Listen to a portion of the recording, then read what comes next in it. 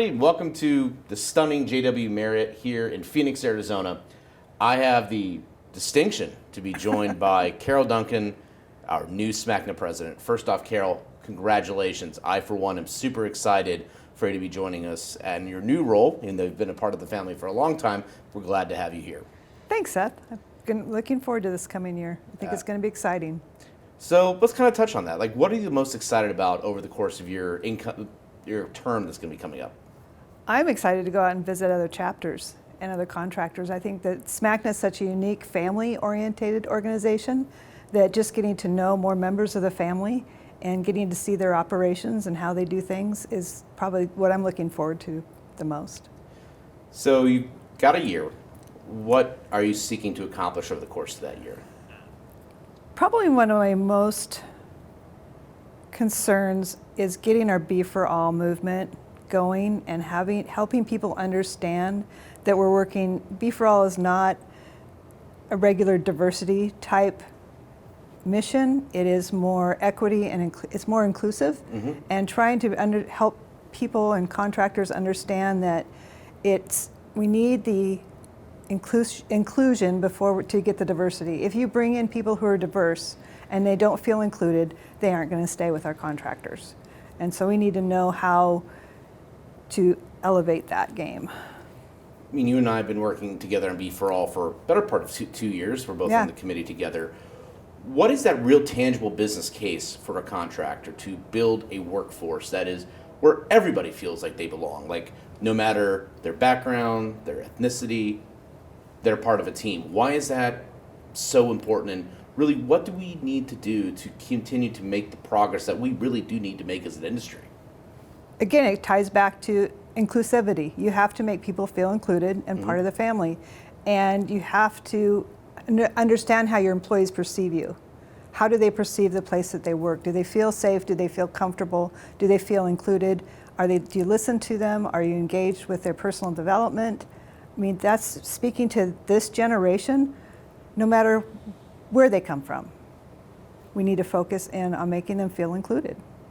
And I mean, you definitely practice what you preach, because your company has set such a high standard in terms of building a positive workplace environment. You've been recognized on countless occasions for GSM's work on that front. What kind of lessons will you take away from your kind of micro experience, not really micro, but your experience at GSM, and apply it to your term as SMACNA's president in terms of Be for All and building that belonging workplace? I think sharing some of our common practices. It is amazing the small, tiny things that you can do that have a bigger effect on your employees.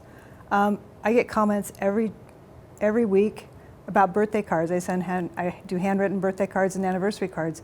That means a lot to them. To me, you don't realize how much that impacts them, or even stopping and having a conversation with them at their desk or at their workstation and engaging with them. It makes a difference that they feel seen and you're engaging, and they want to be a part of something bigger than that, like that. Yeah. Building on that theme of engagement, another passion area of yours is political engagement by contractors. Yes. Why is that so critical? Because it's something that I don't think, there are some contractors who don't recognize the value of being involved politically on behalf of SMACNA. Why is that so critical? Well, if you would have asked me 25 years ago, when I first started, I was excited, but then 5 years in, you realize everything takes so much time to get things done, and you start to appreciate the long game of it. And we have had such success in the last 18 months with our political agenda. Issues that I talked about for 25 years on the Hill, we actually got work done. Yeah. And we have to invest in that future, and people need to understand that investment we got to play the long game. And I think that goes a long way, because, I mean, you're speaking my language, because as a former political operative, for lack of a better term, people don't understand, like, problems don't get solved immediately on the Hill.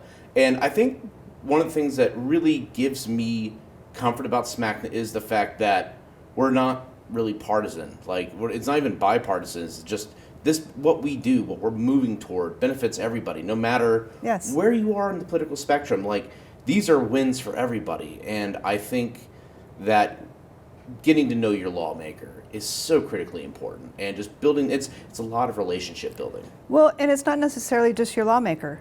Getting to know their staff and getting to engage with their inside and outside staff that works in state and in Washington, D.C., because they're the ones that fulfill the information and backfeed it to the senator or the congressman, and they're the ones that are going to help move your initiatives along because they'll push your issues to the top. Where if you're not meeting with your congressman or your senator, it's okay. You can meet with the staff because they're the ones that actually can advance your issues faster, set up shop tours and engage, at the local level.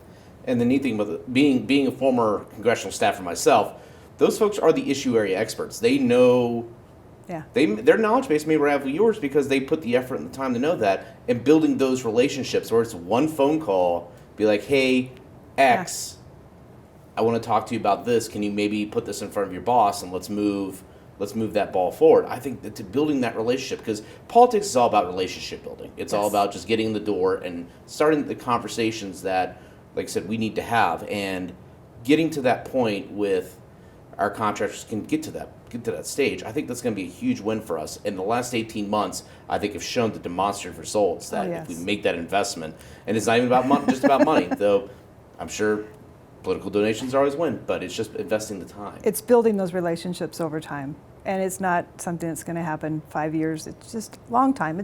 We're in it for the long game. Yeah.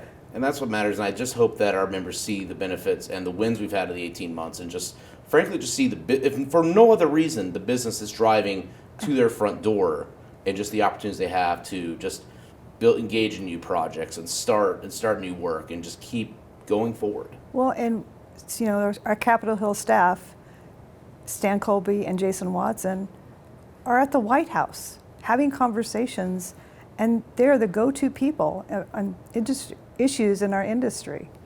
And that says a lot, and that doesn't happen overnight. That's building our reputation over the long term. And we're really lucky to have a great team that's going to really continue to push our agenda, and I, for one, am lucky. I think we're going to be lucky to have you at the forefront for the next year, and I'm really looking forward to what this next year has to hold, and looking forward to starting a great partnership with you, and see what the year holds for us. I'm excited too. Looking forward. It's going to go fast. Oh, it's going to be here before you know it. So, Carol, thank you so much for taking the time out to join me. Thanks, Seth. And really looking forward to the next year, and it's going to be a blast. It will be. Absolutely. Thank you so much. Thank you.